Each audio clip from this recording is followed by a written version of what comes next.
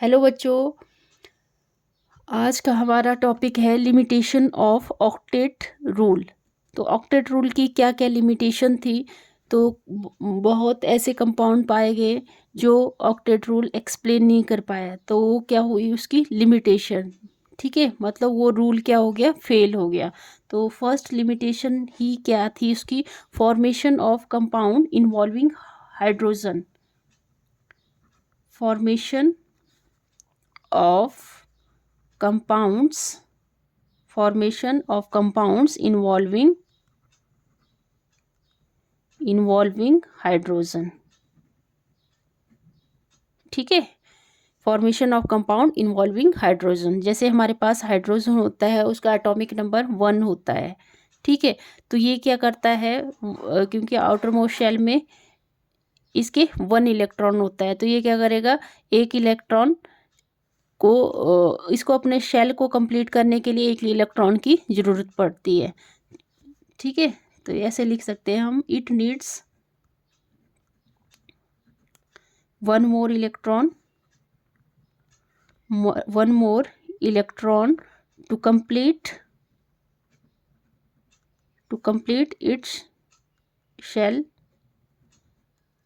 ठीक है, कैसे, अगर ये कंप्लीट कर लेता है शेल, मतलब फर्स्ट शेल में कितने इलेक्ट्रॉन आ जाते हैं, 2 इलेक्ट्रॉन आ जाते हैं, तो ये क्या एक्वायर कर लेगा, नियरेस्ट नोबल गैस कॉन्फ़िगरेशन को ये एक्वायर कर लेगा। It acquires nearest noble gas configuration.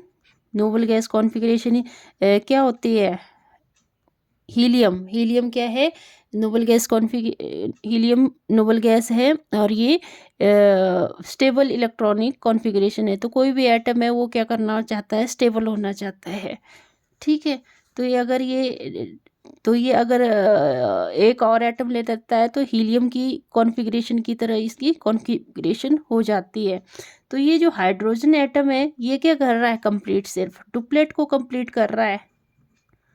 Duplet he complete हो रही है ना इसकी, मतलब 2 ही एटम कंप्लीट हो रहे हैं ना इसके। ये ऑक्टेट रूल को तो फॉलो नहीं कर रहा है, नॉट ऑक्टेट। तो फर्स्ट लिमिटेशन तो यही होगी इसकी। फिर है सेकंड लिमिटेशन, क्या थी इसकी, incomplete octet of central atom. Incomplete octet of the central atom. Incomplete octet of central atom में जैसे एग्जांपल है BeCl2 बेरिलियम क्लोराइड। जैसे हमें पता है बेरिलियम का एटॉमिक नंबर होता है 4, 1s2 2s2 इलेक्ट्रॉनिक कॉन्फ़िगरेशन होती है इसकी। और क्लोरीन का एटॉमिक नंबर 17 होता है, तो इसकी इलेक्ट्रॉनिक कॉन्फ़िगरेशन 281। ठीक है, 281। तो ये जो बेरिलियम एटम है ऐसे भी लिख सकते हैं 2 ठीक है, तो बेरिलियम के आउटर मोस्ट शेल में कितने इलेक्ट्रॉन हैं, 2। तो हम लगा लेंगे बेरिलियम के आउटर मोस्ट शेल में 2 इलेक्ट्रॉन। फिर क्लोरीन के, सॉरी यहाँ पे है 17, 287। क्लोरीन के एटॉमिक नंबर होता है 17 और इलेक्ट्रॉनिक कॉन्फ़िगरेशन होती है 287। तो 7 इलेक्ट्रॉन लगा लेंगे यहाँ पे, ये लिख दिया हमने 7 इलेक्ट्रॉन। और क्लोरीन एटम यहाँ लिख दिया 1 2 3 4 5 6 7 8 6 और ये 7। ठीक है, तो इस रूल के अकॉर्डिंग देखा जाए तो ये जो बेरिलियम एटम है, बेरिलियम एटम में सिर्फ 2 ही इलेक्ट्रॉन है ना यहाँ पे देखो, और 2 ही बॉन्ड बना रहा है ये, 1 2 3 4 ही इलेक्ट्रॉन है ना इसमें, और 2 बॉन्ड बना रहा है। तो ये ऑक्टेट कहाँ कंप्लीट कर रहा है, तो इसकी ऑक्टेट कंप्लीट नहीं हो रही है। ठीक है, इसमें सिर्फ कितने इलेक्ट्रॉन हैं, बेरिलियम के अराउंड कितने इलेक्ट्रॉन है, सिर्फ 4 इलेक्ट्रॉन है। ठीक है, फिर दूसरा एक एटम देख लेते हैं हम, एल्यूमिनियम क्लोराइड। एल्यूमिनियम क्लोराइड, जैसे एल्यूमिनियम का एटॉमिक नंबर होता है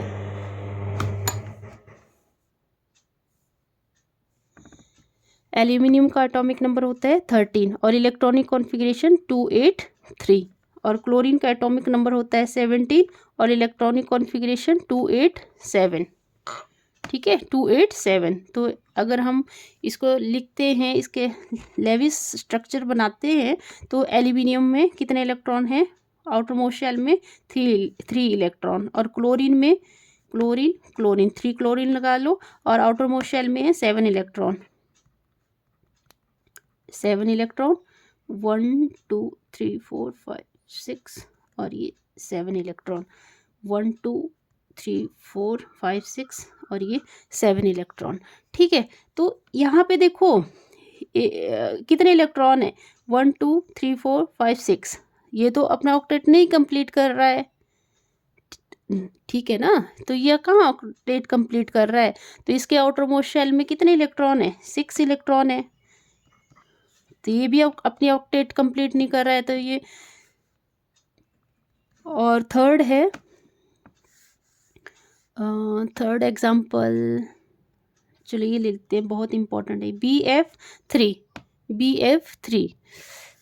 BF3 boron atomic number 5 electronic configuration 2 3। Fluorine atomic number 9 electronic configuration 2 6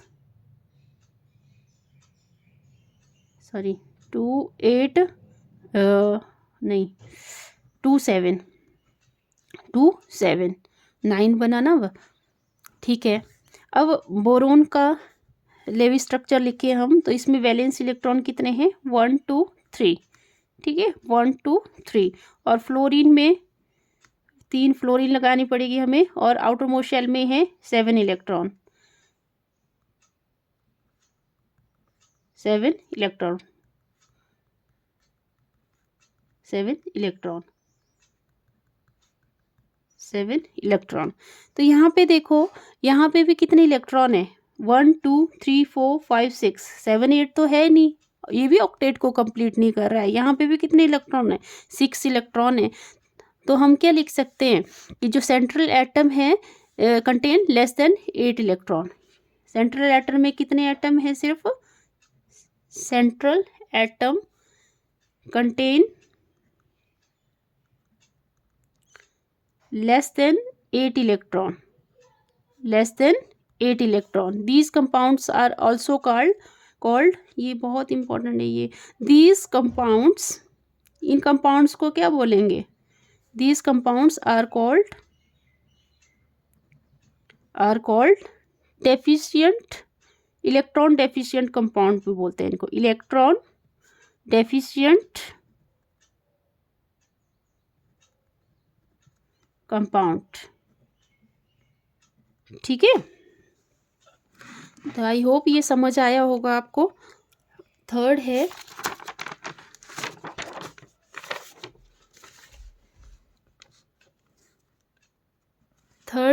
expanded octet of, expanded मतलब अब बढ़ जाएंगे, ऑक्टेट से ज़्यादा हो जाएगा काम। ठीक है, एक्सपेंडेड ऑक्टेट ऑफ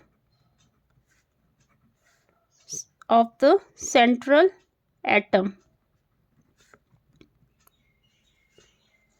ठीक है, मतलब जो सेंट्रल एटम है मोर देन 8 इलेक्ट्रॉन, ऐसे लिख लो यहाँ पे, central atom has more than 8 electron.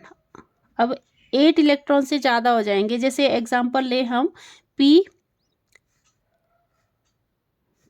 PCl 5 का एग्जांपल लें। Phosphorus atomic number 15 electronic configuration 285 electronic configuration 285 और chlorine atomic number 17 electronic configuration 287। ठीक है, लिख लिया। उसके बाद फॉस्फोरस लिखना है हमने, कितने हैं इसमें?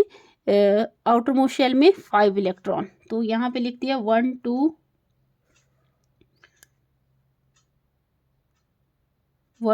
3 4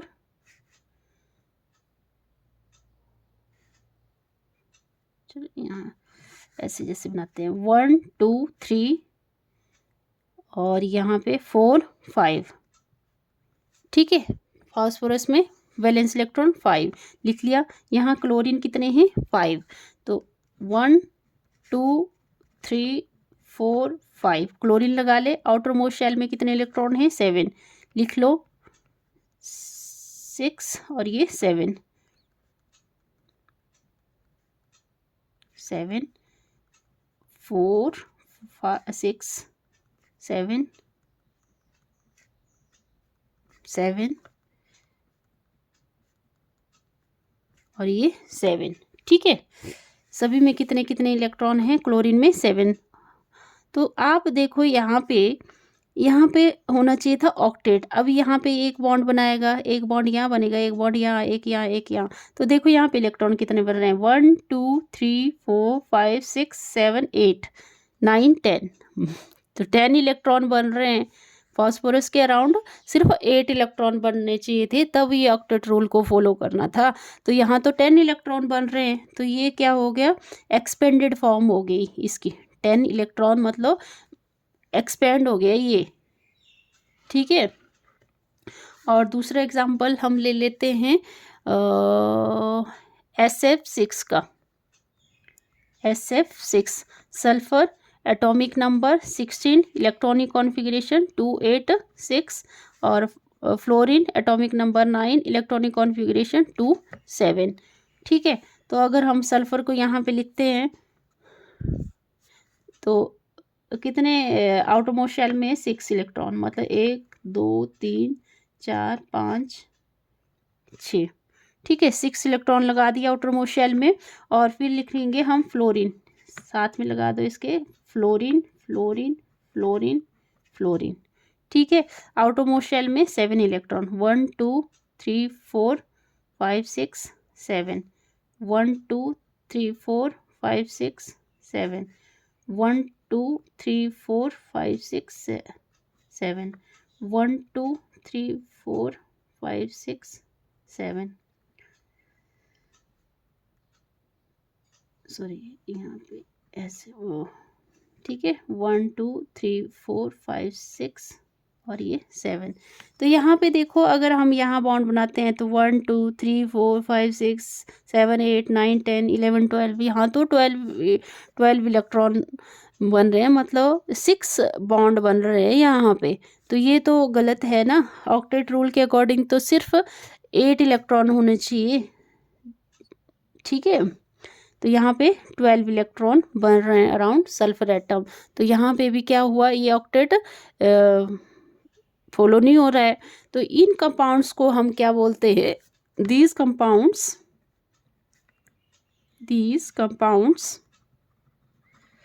are called hypervalent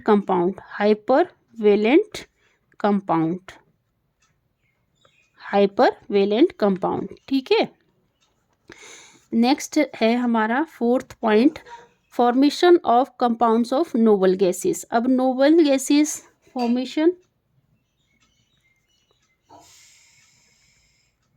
formation of compounds of noble gases. जैसे कि आपको पता है नोबल गैसेस में इनएक्टिव होते हैं, ये इनर्ट गैसेस जो होती हैं, नोबल गैसेस जो होती हैं वो इनर्ट होती है, मतलब इनके आउटर मोस्ट शेल पहले ही कंप्लीट होते हैं। तो ये कैसे कंपाउंड को फॉर्म कर सकते हैं, noble gases which have complete octet,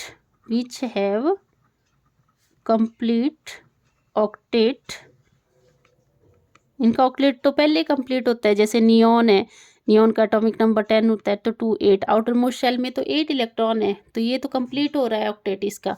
तो ये कैसे कंपाउंड फॉर्म कर सकते हैं, जैसे XeF2 ये कंपाउंड बन रहा है, एग्जांपल दे देते, XeF4, XeF6 और CrF2 क्रिप्टॉन फ्लोराइड, ठीक है। तो ये एक्सेप्शनल हुआ ना कि ये क्या कर रहे थे, अब नोबल गैसेस तो कंपाउंड नहीं फॉर्म कर सकती थी क्योंकि ये इनएक्टिव थी, ये कैसे कंपाउंड फॉर्म कर सकती थी, पर ये कंपाउंड फॉर्म होते हैं, ठीक है, और ये स्टेबल हैं, ठीक है। तो उसके अकॉर्डिंग भी क्या हुआ, ऑक्टेट रूल फॉलो नहीं हो पाया। फिर है fifth case, odd electron molecule, odd electron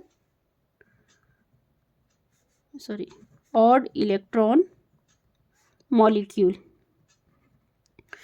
जैसे ऑड इलेक्ट्रॉन मतलब जैसे नाइट्रोजन में कितने इलेक्ट्रॉन होते हैं, 7 होते हैं ना, 2 5, तो 5, और आउटर मोस्ट शेल में कितने लगेंगे, 5, ये वैलेंस इलेक्ट्रॉन कितने होंगे, 5 होंगे, पर इसमें क्या हो रहा था, 6 इलेक्ट्रॉन लग रहे थे, मतलब ऐसे एक्सेप्शनल केस आ रहा था, ऑड इलेक्ट्रॉन लग रहे थे। जैसे एग्जांपल दे देती हूँ मैं इसमें, नाइट्रिक ऑक्साइड नाइट्रिक ऑक्साइड का क्या फॉर्मूला होता है, NO।